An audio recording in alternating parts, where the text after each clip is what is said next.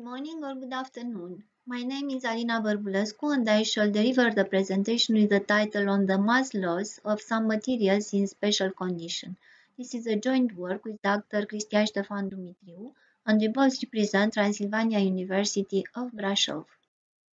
The outline of our presentation is the following: motivation, experiments containing the studied materials, experimental setup, then results and discussion, conclusions, and references. Motivation. Studies have shown that alloys have different corrosion resistance that depends on the alloying elements and the production technology. Components of different machines working in the cavitation field are subject to a complex process of corrosion erosion that contribute to the loss of the material's qualities in shorter time than when working in conditions where the cavitation is not present. Experimental studies come to clarify the behavior of different materials in the same working conditions and have taken a correct decision on their use for different purposes. The aim of this research is to compare the mass loss of some copper-based alloys in cavitation field in saline water. The results presented here are a part from the research project where different materials have been studied. The first group is formed by 4 materials, while the second one is formed by 6 composites. All of them are copper-based alloys. Here we shall present only results that refer to the first group. For the second group, we shall present our results in another communication. The study of mass loss of bronze and brass in liquids has been performed as follows. The first liquid was the saline water, the second liquid was the tape water, and the third one, sewer petroleum of Siberian light type. For each case, we have been studied the case of stationary liquid without cavitation, the case of stationary liquid in the cavitation process, the case of circulating liquid in the cavitation presence or absence, and finally, for the mass loss of the composites in the saline water, we studied their behavior in stationary media in absence or presence of cavitation, and also in circulated media in the presence of. In order to perform our experiments of mass loss in cavitation, an experimental setup has been built. The scheme of this experimental setup is presented in this figure. The experimental setup is formed by a liquid tank pans that contain the test tunnel made by transparent plastic and installed on the bottom of the tank. The test tunnel has an open end that permits the liquid entrance from the tank and one end connected to the submersible pump with a rigid PVC connection. The pump directs the liquid from the tank in the tunnel through the open end thereof to the fluid meter and then farther back to the tank through the valve B and the disperser containing many nozzle 6. This creates a closed circuit through which the working medium flow with a maximum flow rate of 9 m3 per hour. The flow rate can be reduced by adjusting the valve pipe. The cavitation process is produced by a piezoceramic transducer 7, which oscillates in response to the high frequency received from the generator. Actually, the generator works at 2 kHz. The control unit 9 feeds and controls the working of the generator at 3 power levels and the cooler 11. The mobile carriage is powered and controlled by the control block B, and the mobile carriage is designed to move along the tank and maintain the electrodes in any position of interest to capture the signal produced by cavitation.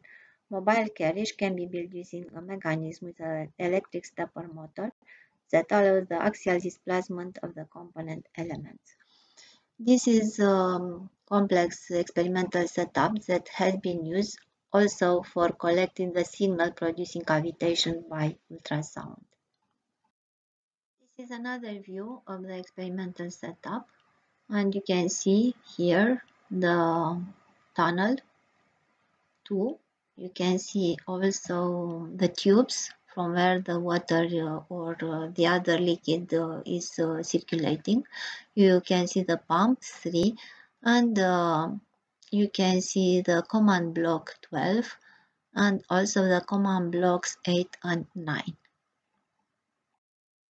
Here I present the model for the mass loss of bronze and brass in saline water in cavitation field.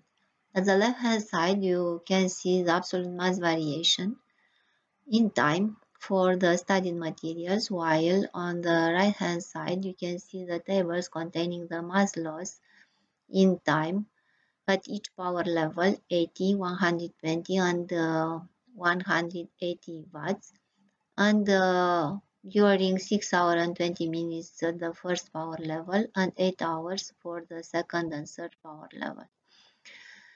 Remark that the total mass loss in time is the highest for copper and the lowest for copper 20. But we have to remark that the highest mass loss is generally recorded for the third power level because the generated power is higher, so the ultrasound power is higher.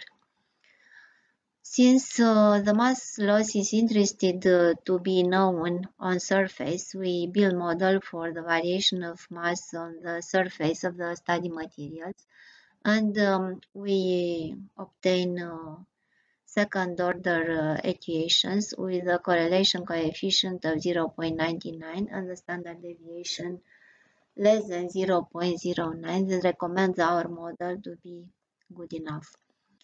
The second table shows us the mass variation on surfaces for all the 4 pieces of copper and the copper base alloys, and we can see that the lowest variation in the total time on surface is that recorded for copper 70, and the same is true for the third level, the second level, but not for the first level. We have to take into account the formation of different oxides that can bias the results.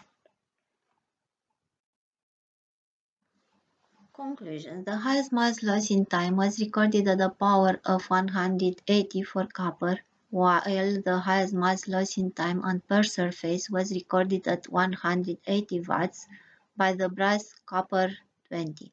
The lowest mass loss in the total time on per surface was that of the bronze with aluminium, copper 70, and from the analysis of the data obtained to corrosion erosion by cavitation, it resulted that the bronze with aluminium, so copper 70, had the highest resistance, while the brass, copper 20, had the lowest resistance at erosion corrosion.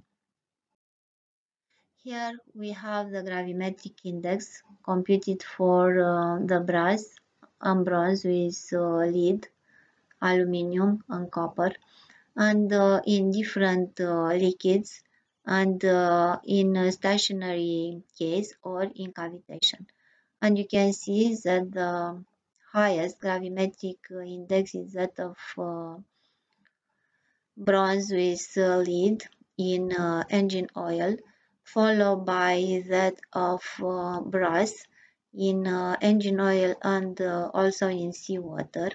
But the lowest levels of the gravimetric index, you cannot see here some bars because the gravimetric index is very low for all the materials in sewer petroleum in stationary field. If we work in seawater, you can see that we have the highest gravimetric index for copper, followed by the bronze is lead, and last the other two materials. Here are some references. Many other references may be found, and if you are interested in this subject, please feel free and ask questions. Thank you for your attention.